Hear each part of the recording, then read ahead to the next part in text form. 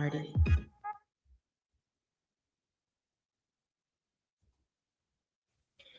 Good morning, good afternoon, and good evening. This is Pamela, and you are watching Pam Entertainment TV, where we review movies, television series, and do celebrity legal news. Also, join me for my pop culture chats. If you'd like to support the channel, please like, comment, and subscribe. My Venmo and Cash App is below. Thank you so much, and let's get started. Hello, people. Hello. As you all are coming in, please make sure that you all are hitting that like button. Please make sure that you are hitting that like button. And again, if you are liking what you see, if you like what you see, please make sure that you subscribe. Hoocha, I tell you.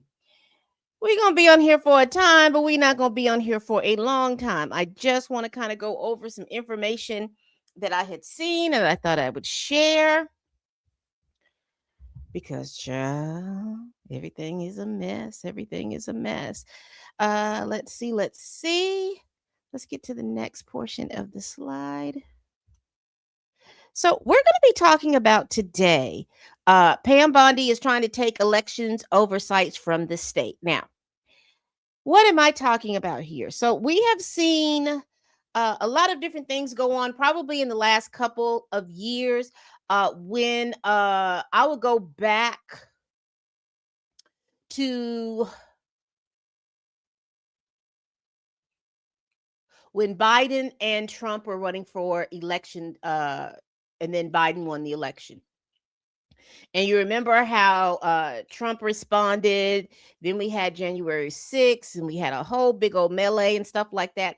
And things started calming down just a tad. And then we saw that the Democrats were filing lawsuits and things like that, or prosecuting a lot of people. Were prosecuting a lot of people. And what I'm leading back to is, do you all remember when Fannie Lewis in Georgia was going to try Trump and a group of people for fiddling with the election process? You remember those two ladies who were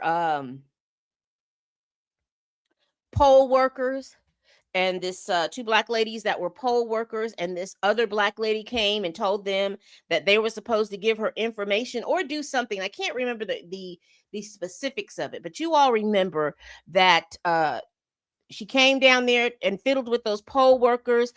They had election officials giving people from the Trump administration, people who were affiliated with Trump, and the voter, what do they call those people that are, everything is leaving my mind right now. But anyway, it was a whole thing. Fannie Lewis was going to prosecute them, and then Fannie Lewis's personal affairs started coming out. Remember, she hired this man to prosecute, and then to come to find out that they were in a relationship, and she did not disclose the fact that they were in a relationship. The guy who she was in a relationship, his partner did, and I guess that partner thought that he was going to get some favor from the Trump administration, and it ended up that he had some kind of SA charges against him as an attorney on he had the guy who turned in Fannie Lewis's lover, who was the prosecutor on the case for the election meddling case. The guy that turned them in, or told the attorneys, he thought he was going to get some favor from Trump. And it ended up that we find out that he had an SA charge from one of the clients that he was working with. And it was just a whole lot of mess. And we all got caught up in all of that salaciousness of it. But the main point that I was what I was trying to get to was the fact that they were going to try them for this election meddling. And so that stayed in my mind. And as we go on through the years, and then Trump comes in and he's running for election. And then we start hearing things like the Heritage Foundation. And we started hearing things about Project 2026, which was about a 900-page manifesto about all the stuff that they wanted to have done, that they wanted the government to do, and how they wanted them to act in order for in the Heritage Foundation's mind to have a more perfect union. Hello, hello, hello. How are you today, Q? And so how they wanted everything to happen. And we start seeing now that they have been playing the long game. Everyone else is just going by their lives, not thinking anything is going to happen, because nothing like this has ever happened before. Because I will tell you, a lot of people in my generation and the generation before me never would have thought that Roe versus Wade would be overturned, but it was. A lot of people who fought for any and all of these different things with civil rights never thought that any of those things would be questioned, overturned, or repealed. You see that that has happened. And a lot of that has to do with what the long game is for the Heritage Foundation. And why do they have that long game? And it's very simple. But again, all of the things that I am speaking about are very small things. But once you look at them going backwards, it becomes linear, and you start seeing, oh, okay, because of this happened. And there was a lot of testing of the waters, because let me just explain. Back when they did that 1980 census, and then subsequently the 1990 census, the one thing that white America saw was that their numbers were dwindling. And what I mean by that, everything is always about replacement. And for one person to be replaced, they say that you need to have 2 children. That's why the average amount of having children was always 2 point something. So they were saying that the average couple should have at least two children and a spare. That's the big replacement. So you replace you, you replace your husband, and then you'd have the spare. That would be the extra person. And they were looking for people to have at least 3 children. But what they were finding out was, instead of them having 2 children, most of them were having 1 or none. Give me one moment, please.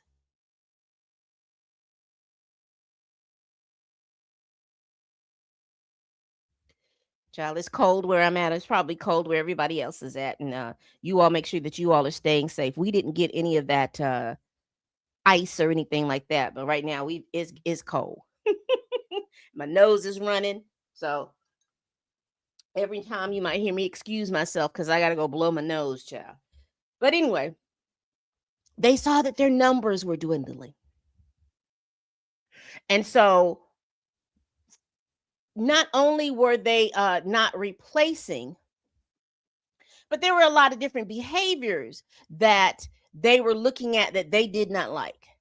And one of those behaviors is that, yes, men and women were dating, men and women were doing things, but a lot of men and women were not getting married. They weren't getting married, so they weren't having babies. Or if they were having babies, they were having single home.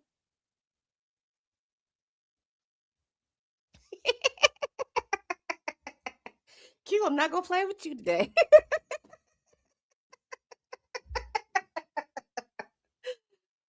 My nose is running. I better go catch it, child. And it will not stop. I walked outside today to take my trash can out, and that was probably the worst thing that I did. But anyway. So you have that. So there has been this long game being played.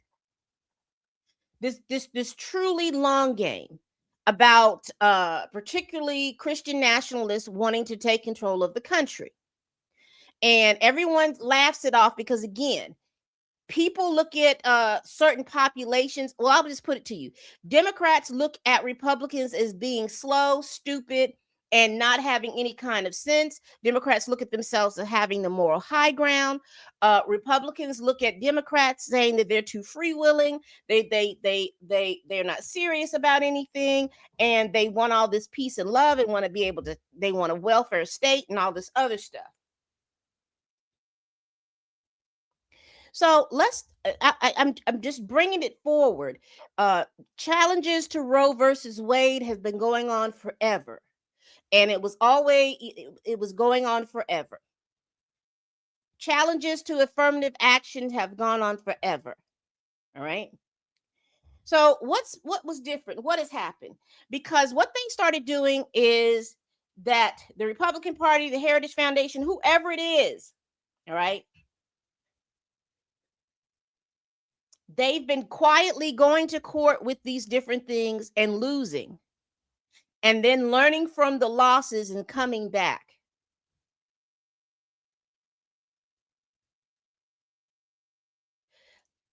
They've been going to court for these things. All of these things have hit the Supreme Court and all those things. So what did they learn?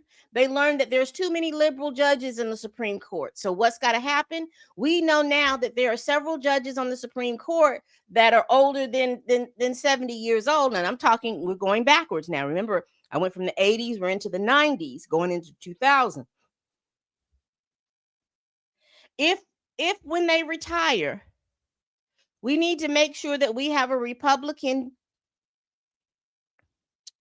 president so that we can make sure that we can add the people who we want to add. So I know, Pam, all these things cannot have correlation. When you look backwards and come forward, you would see the linear path because time is only linear when you look back and you start seeing all these different things for what they are. Okay. So let's get here to the 2000.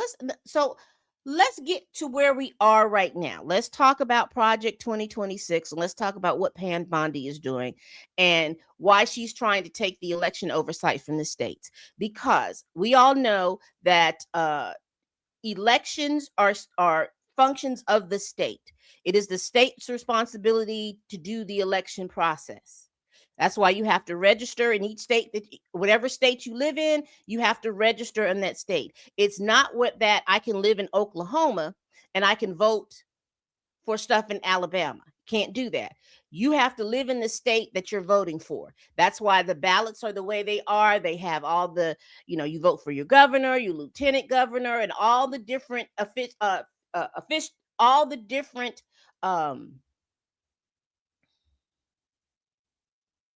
you vote for your governor, you vote for your lieutenant governor, you vote for your senators, your state senators, your mayor, your city officials, and all of those different things. But you have to be in that state to vote for Oklahoma's city official, county officials, and all those other things. So that's why the election process is done by the states. That's why each state has to certify and ratify. That's why they have to do all of that. And then when is it? January 20th is when they declare that these are the people that won the election, right? All right.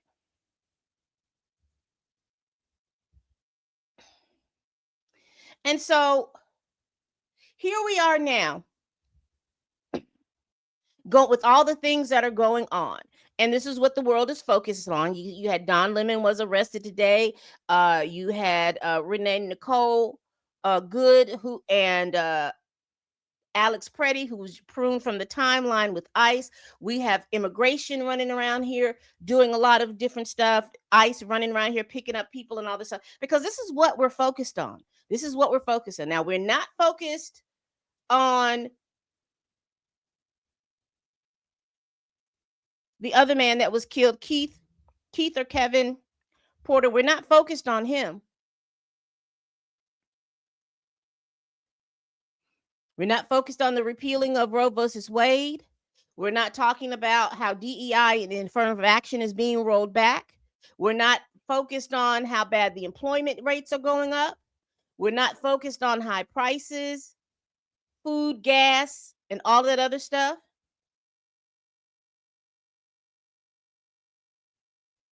We're not focused really on home ownership that's gone down, right?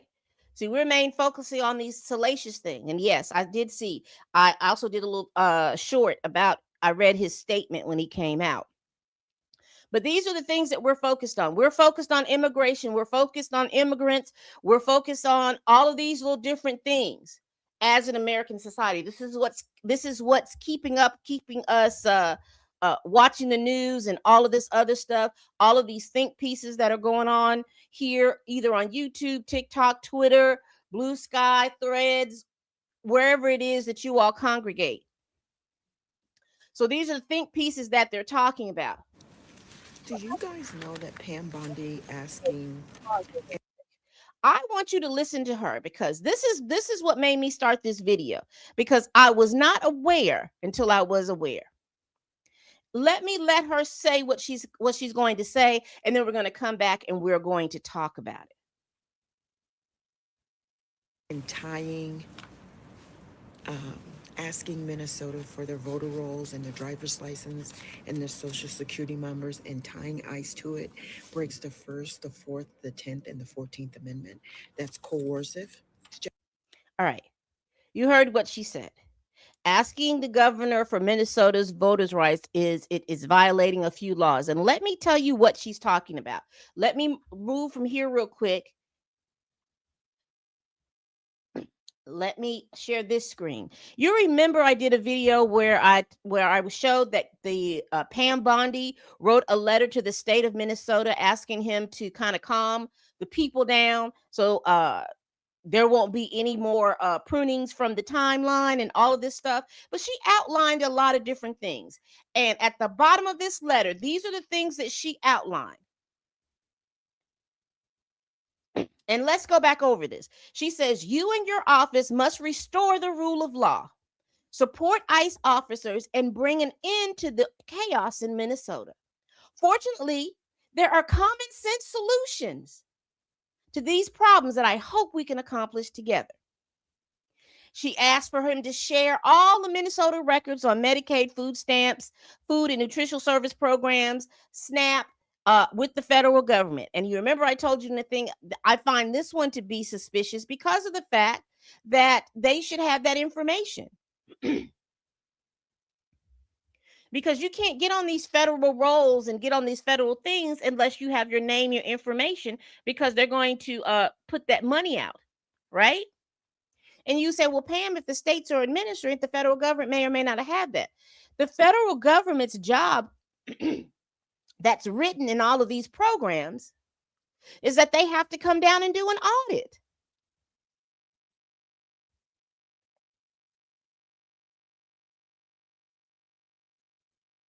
So in order for them to do an audit, they have to have that information. So this is why I found that first number one strange, because that's information that you should already have. They have to audit these programs. The states do their own audits, yes, but the federal government is by mandate is supposed to audit these programs. So then the second thing was repeal the sanctuary policies that have led to so much crime and violence in your state. Removing criminal, illegal immigrants from Minnesota neighborhoods will save lives, and state and local officials should support this goal.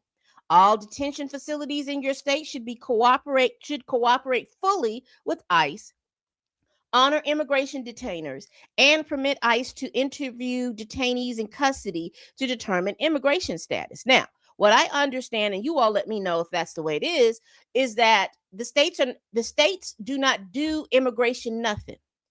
If the immigration task force or immigration if the Department of Justice through immigration wants that information and wants that, the Congress has to write a law saying that anybody that has been detained and found guilty of going to jail, and you know that this person is a naturalized citizen or an illegal or whomever, the states are to report that. There's nothing saying that the states have to do that.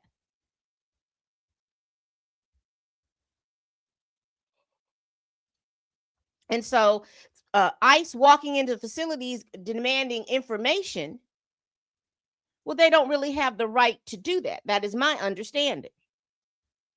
But that's neither here nor there. This is the one. This is the one. Third, allow the Civil Rights Division of the Department of Justice to access voter rolls to confirm that Minnesota voter registration practices comply with the federal law as authorized by the Civil Rights Act of 1960. Fulfilling this common sense request will better guarantee free and fair elections and boost confidence in the rule of law. You see right here, fulfill free guarantee, free and fair elections. And so you're asking, and I'm asking, what does this have to do with ICE? What does this have to do with ICE? So let's get back to this young lady, and I'm going to let her whole video play.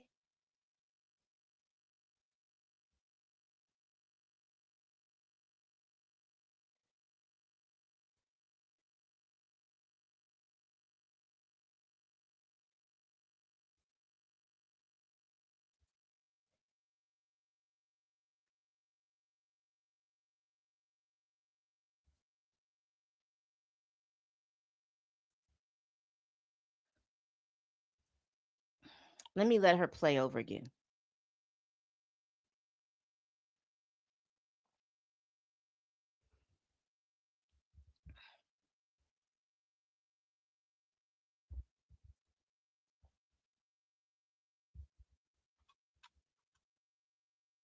That's coercive. Sorry, y'all. I thought y'all were listening. Do you guys know that Pam Bondi and tying, um, asking Minnesota for their voter rolls and their driver's license and their social security numbers and tying ICE to it breaks the First, the Fourth, the 10th, and the 14th Amendment? That's coercive. Did y'all know that? Well, I know. Because guess what? I've been doing some research. But I asked myself why she's doing all of this. Why? Because she knows she can get in trouble for it. She knows in a lawsuit she would lose. What is the purpose? Because they always got a bigger game, right? I think I figured it out, guys. And it's diabolical. They are trying to bring elections under the federal government. They want the elections to be administered by the federal government and not by the states. Yeah. Okay. There are three reasons why she's asking for the voter rolls, right? The DOJ is positioning. They're positioning so that they can say, one, the states refuse transparency. Two, we were blocked from ensuring free and fair elections and election integrity by the states. Three, we had no cooperation and it justified federal intervention. This is what they're doing. They know listen, let me go deeper. They're testing the limits of federal power. One, by how fast the states push back. Two, how the courts react. And three, whether federal pressure creates leverage. So they're testing the will of the people, the will of the governors, the will of the state elected officials, how the courts will respond to shit, and how limited is their power in these situations. Finally, they're linking immigration enforcement to voting. The letter, will we remove ICE if you give us access to your voter rolls? They're linking immigration to voting. in its legitimacy. It frames ICE as protecting democracy and the integrity of elections. It frames the states as hiding something if they say no, if they block the DOJ. This is what they call power boundary stress tests. Minnesota, you are ground zero for it. You are the test case for them to see how far they can go and how hard they need to push. It's called long game lawyering. All right. That is the point that I wanted to get with her. She's talking about that they're trying to tie. Now, I know y'all about to say that I'm stretching. All right. I know y'all about to say that I'm stretching.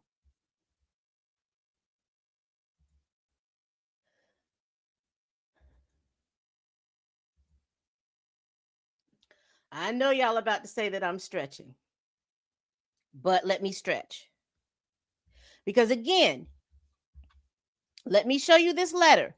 Now she's talking, this is the letter that she's talking about.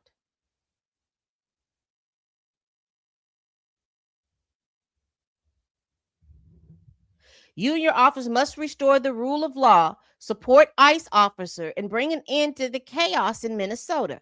Okay? Because she's saying that there's all of this chaos, right? But this chaos could be subsided if you allow the Civil Rights Division of the Department of Justice to access voter rolls to confirm that Minnesota's voter registration practices comply with federal law as authorized by the Civil Rights Act. Why would you need to do that if ICE is there under the guise of we are picking up illegal immigrants? And remember, I said in my last video, you are illegal if you were here on any visa. I don't care if it's a travel, a student, a work visa, a medical visa, whatever visa it is. If you're here and your visa has expired, you are illegal. You are illegally here. If you have come across the border and did not do the process correctly, you didn't fill out the forms nor the paperwork or whatever it is that you didn't do, and you're here illegally. If you've brought your children here and they have grown up and they've gone to school and they have done all of these little different things, if you've not had any paperwork, and even though these kids are an adult at this point, if you don't have your naturalization paperwork saying that you are a naturalized citizen here, you are illegal.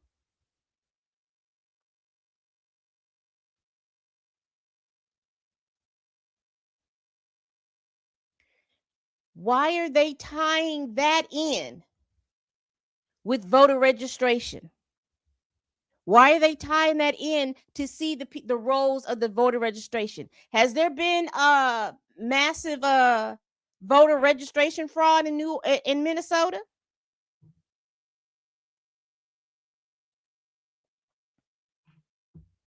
Let me tell you why they're tying it in.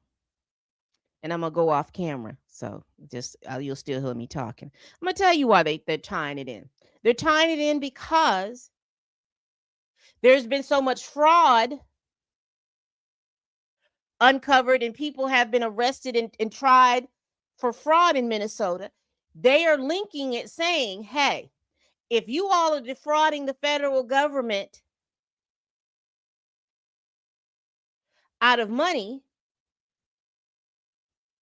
Minnesotans, because I'm going to say the whole state, we know what's going on up there. What else are you frauding the federal government? Are you defrauding the federal government because possibly you all are not supposed to be in power? Because maybe you're not counting the votes correctly? Maybe you're counting votes of people who are not legally here. And this puts Minnesota in a catch-22. Because they know that they've got fraud, rampant fraud, But there's nothing from what I can understand. And again, I'm making an assumption. And you know what happens when you make assumptions? I'm making a big assumption that there's possibly no voter fraud. But however, they're going under the assumption that if you're doing stuff on one end, you might be doing stuff on the other end. And so if Minnesota says, no, I'm not going to give you that stuff, we're going to hear a lot about voter fraud in Minnesota in probably about the next 2 weeks. And then that's going to give, as the young lady said, that is going to give the federal government to say the states cannot effectively keep up with voter registration and voter rolls and all this other stuff because there's so much mass fraud. We're going to have to let the federal government handle it. We're going to have to let the federal government handle it. And what issues with that?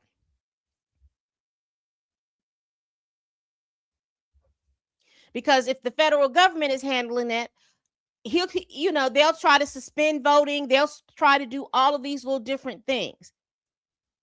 And there has been hints of that, but I don't think we've been paying attention. Well, let's pay attention to the commander in chief when he was running for election. If you want to save America, get your friends, get your family, get everyone you know, and vote. Vote early, vote absentee, vote on election day. I don't care how, but you have to get out and vote. And again, Christians, get out and vote just this time. You won't have to do it anymore. 4 more years, you know what? It'll be fixed. It'll be fine. You won't have to vote anymore, my beautiful Christians. I love you, Christians. I'm a Christian. I love you. Get out. You got to get out and vote. In 4 years, you don't have to vote again. We'll have it fixed so good you're not going to have to vote. Y'all remember that?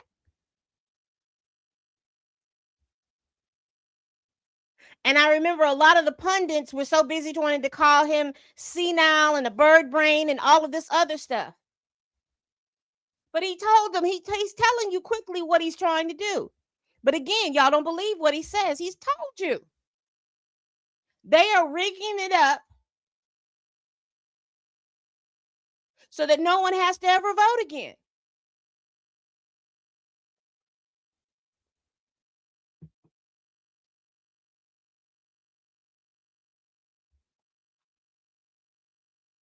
And y'all not paying attention. And what did she say? They're putting these test cases in. Minnesota is going to tell them no. They're going to sue Minnesota because we already got the mumble and fumble down in Georgia.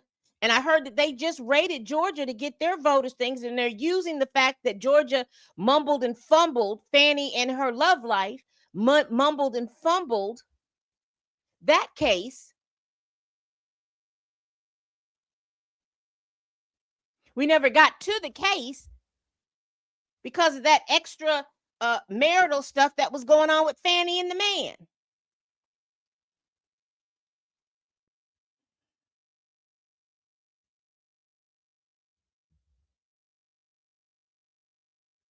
And so what they're going to do is that all of these states that are Democratic run or Democratic leaning, they're about to go into all of those states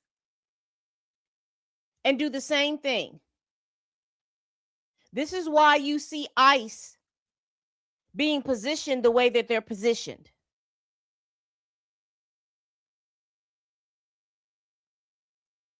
Because again, we're thinking it is only about illegal immigrants, but it's much more than that. And we have to pay attention to that. It is much more than that. We just heard it from his mouth. So let's get in. So let's talk about Project 2025. Now, I got this article from the American Civil Liberties Union. So all of my PowerPoint and stuff is going to be pulled from them. You can definitely just type in Google Project 2025 and it's going to pull up for you. I use this because it was easier to reference. But if you all are not paying attention, you need to be paying attention. You need to be paying attention. Because remember, we can walk and chew gum. So Project 25, there are things that they were looking at in regards to Project 25. One of the things, and this, like I said, they've been playing the long game. Project 2025 has been around a very long time. They've been playing the long game. They gutting abortion access, because what happens when you gut abortion access? Now women don't have the autonomy to their bodies. And I know a lot of you women, particularly white women, have voted for that. No, that's not the truth. You're finding out. You are going to the doctor and you're having complications with your pregnancy, and they're not providing the services that you need because there's laws on the book, particularly places like Texas, Georgia, Florida, Alabama, Mississippi, Louisiana, Arkansas, Tennessee, Kentucky,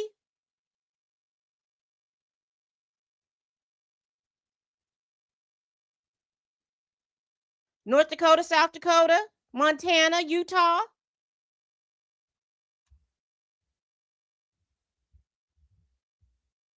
Once you're pregnant, you do not have autonomy over your body. Everything belongs to the fetus growing inside of you. So if you have a miscarriage, in some states, they can prosecute you.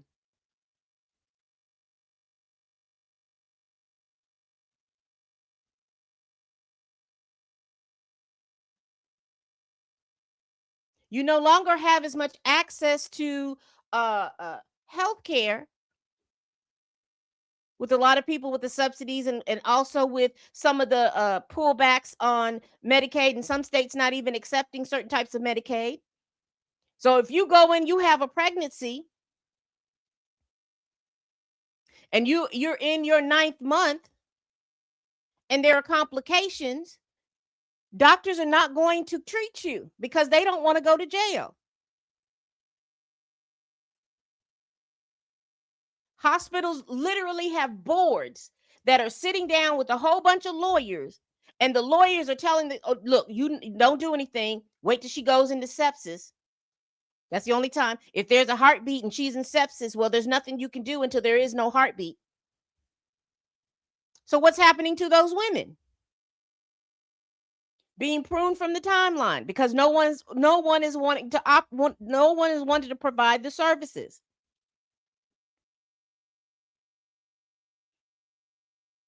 Mass deportations.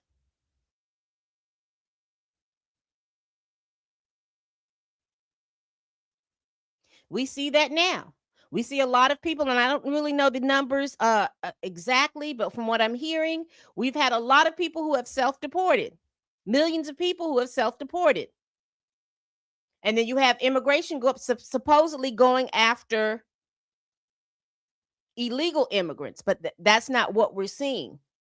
Boots on the ground is showing that they are stopping people asking for, quote unquote, their freedom papers, trying to figure out whether or not somebody is a citizen or not. And the biggest gag is 30 to 40% of those people that work for ICE are Latinos with the accents. Walking up to somebody talking about, are you a citizen? I can tell by your accent. If y'all don't sit your little asses down. Warrantless surveillance. See, they want to be able to go to your home, and they're violating the 4th Amendment. Then you can't go through nobody's home without a warrant, knocking on doors, going into businesses, doing all kinds of stuff like that. You can't do that. Just picking up people off the street. But that's what they're doing. This is what Project 2025 wants. Undue force on protesters. We see this now. We see that white people are shocked and aghast that 2 white folks have been pruned from the timeline for protesting. Remember, I showed you I don't know if I showed it on this thing, but there is a tweet floating around by a young white lady who says, I need for it to get back to when basically she wanted it to where y'all are not supposed to be touching the white people when they protest. You're supposed to be touching the black people. Let's get back to that. And limiting voting access. And what do they mean by that? They no longer want women to have the right to vote. If you are a woman and you are married, then the only person that's going to have the right to vote is your husband.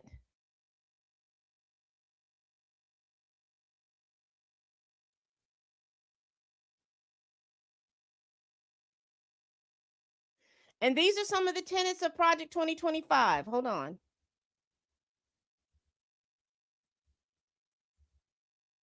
And again, this is where I got it from. The ACLU, they explained the Project 2025. And if you go down here, it's a Project 2025, as it's listed here, is a federal policy agenda and blueprint for a radical restructuring of the executive branch, authored and published by former Trump administration officials in partnership with the Heritage Foundation, a long-standing conservative think tank. Here we go. Gutting the abortion access, mass deportation. The plan is to target immigrant communities through mass deportation and raids, end birthright citizenship, separate families, dismantle the asylum system. With the gutting of abortion access, they want to revive a 19th century law, the Comstock Act, to ban any abortion medications and materials. They don't want you to talk about it, show anything about it, or understand it from being sent through the U.S. Postal Service. And they want a reversal of the FDA's approval of mifepristone. I guess that's what it is.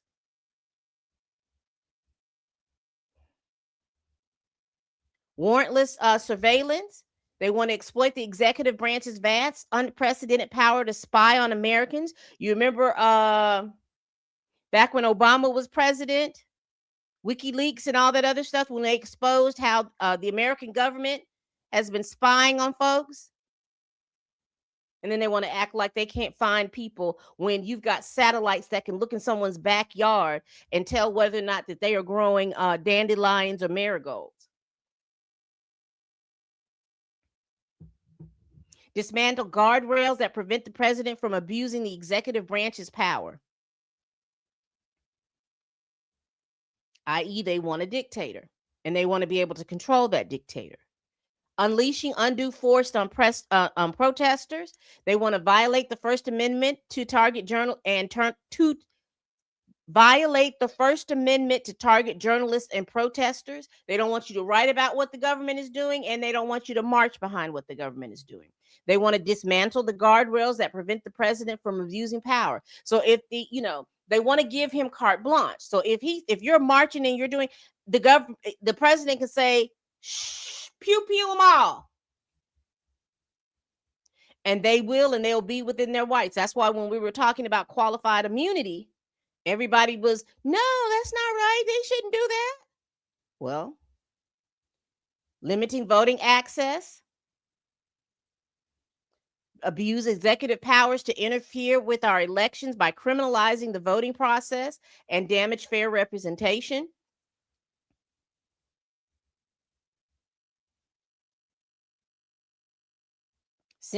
Censoring critical decisions in classroom. I didn't think I put that one in there. Censor academic discussions about race, gender, and systematic oppression. And they also want to be able to rewrite history. And we see that with them taking down different things.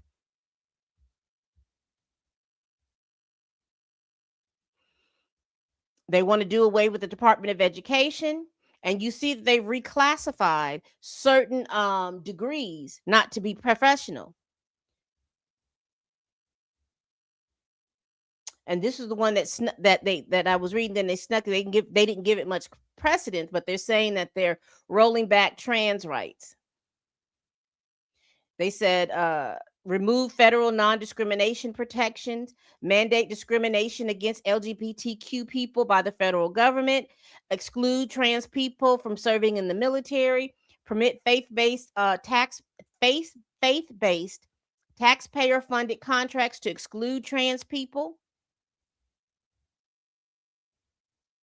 and a bunch more. But I needed for you all to see that. And we are almost through, y'all. But this is where we're heading. I'm not going to read it. I'm going to leave it on the board.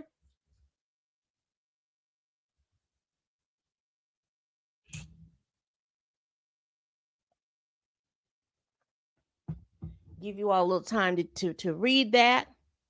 And let me read what's going on. You know, Q, you are not going to let me live, but I love it too. Breathe, stretch, and shake. Well, it is.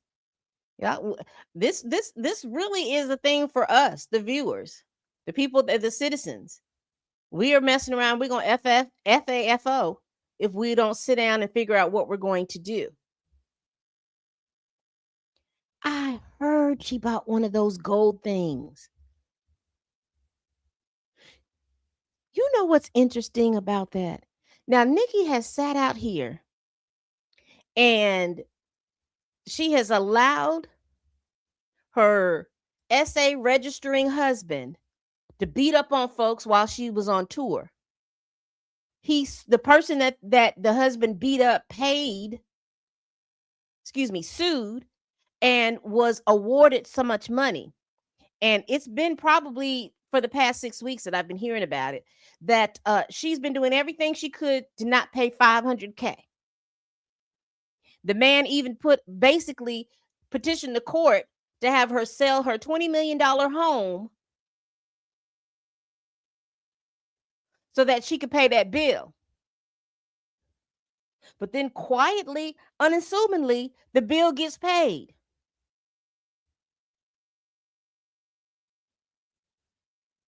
Because the guy drops it. Now you're meaning to tell me that she paid that $1 million, and you all ask, why would she pay this $1 million? Because Nicki Minaj is not a citizen. Well, according to her little gold card, she might be now. But Nicki Minaj has not been a citizen of the United States. We don't know what her status is. We don't know what anything is. But she's been chummying up to the Republican Party, and especially to Trump, I guess, so that she could pay for her citizenship.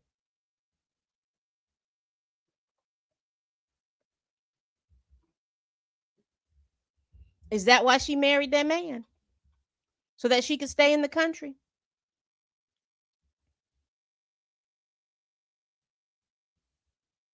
Mm-hmm.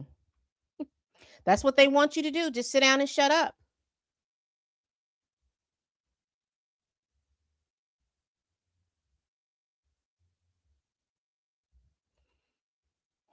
And how do we think that this is working? So here's the key characteristics of it: fascism, authoritarianism, and dictatorial rule, extreme nationalism, militarism. This is what they're using with ICE. Extreme nationalism. We'll go over all of these. Suppression of opposition, cult of personality. And this is why you're hearing a lot of people use the word cult. The wording of cult, specifically to the Black Americans that are not willing to go out and march for immigration and immigration policies, and for those people that are very vocal about not doing it.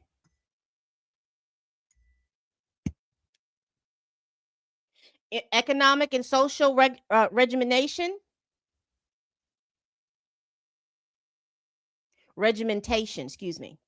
and mass mobilization.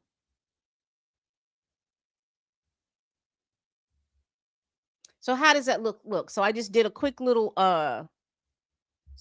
sheet to show us. So under the authoritarianism and dictatorial rule, Trump has mentioned on several occasions that this is the last election.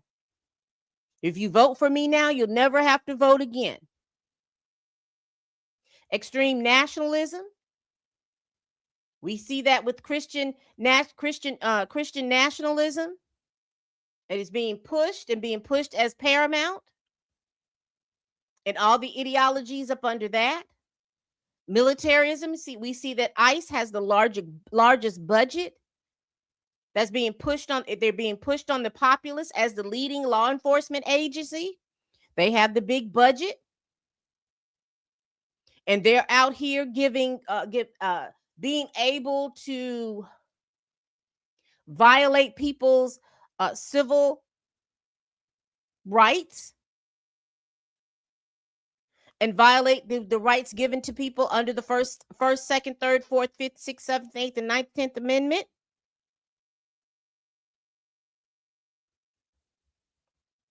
Cult of personality. They treat Trump like a god. We have MAGA gives him intense loyalty, irregardless of what he's doing. And this is the reason why we're halfway in the mess that we're in, because they voted against their own interests. They're very tribal, very hateful, and they say they're doing it for God and country. Economic and social regimentation. The government imposes strict controls over society and the economy, often in collaboration with traditional elites. The biggest thing that I see right now is the media and social media, to be specific.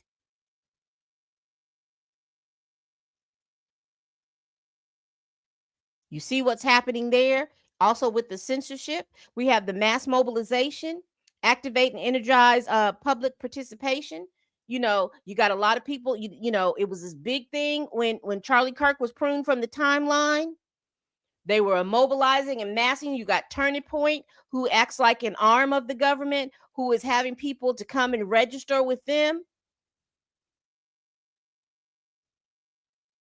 We've got MAGA, we've got Christian nationalism, we got the Proud Boys, you've got the people in January 6th.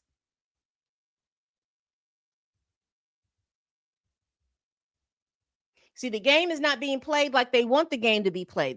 They're looking for either a Black person or an immigrant to do some harm and damage, and they were going to rally behind that.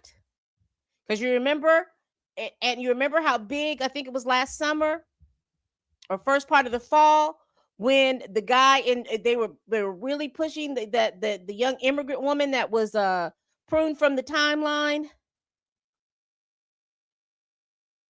by that Black man on the train. And they pushed that, but that didn't work in their favor, because it really should have been the other way around. They wanted the person who did the pruning of the timeline to be an immigrant, and for her to have been a citizen.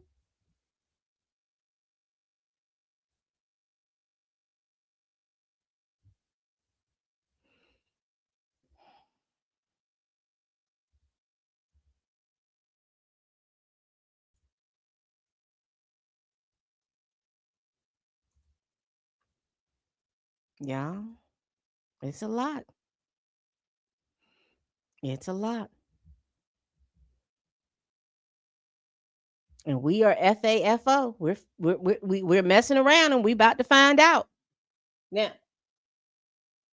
I'm in total concurrence with my people. Yeah, we're just not going to get out here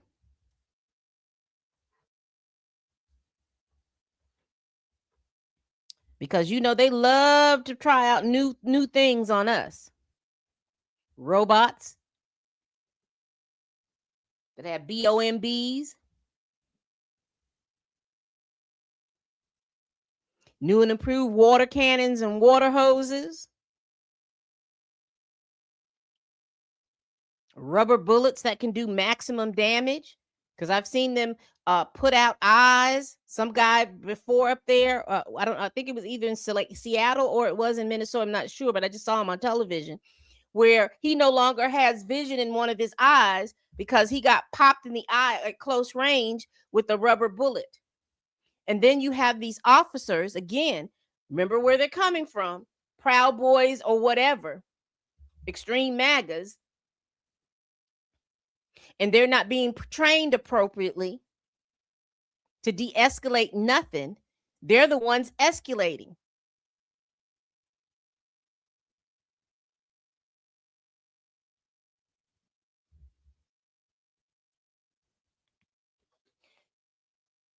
All right. That's all I got, y'all. I just wanted to come on here and give you all the information as I have it, to give you all some food for thought, to go back and to all this stuff that I have presented. Please make sure that you go back and you look it up. But I do want you all to be aware that they're coming for your voting rights.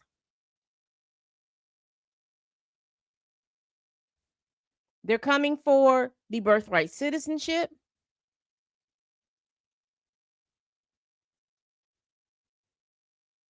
They're coming for you. But this is not a time to panic. This is the time to stay steadfast. Because if you got to fight, then you fight. They back you in the corner, then you got to do what you got to do. But I want us to pay attention. I want us to gather the information. I want us to share the information between each other. See, I'm Gen X. I believe in analog. If communicating on social media platforms and getting information out is causing y'all issue, I want y'all to learn and sit down and learn some patience. There are other ways to get information across these here United States. I need you to understand that. I need you to understand that. And this is what I'd like for you all to do. If you've got grandparents, great grandparents, great uncles, great aunties, and they're still living, go and have a conversation, especially that you all that are in Gen Z. Go and have a conversation with them and ask them how they disseminated information back in the day. All right, people. We do this every week. Please like, comment, and subscribe. Please share this video if you care. Y'all, please tell a friend, tell a kin, tell a coworker, tell that heifer that you can't stand that I'm over here making these videos. And as always, people, bye-bye.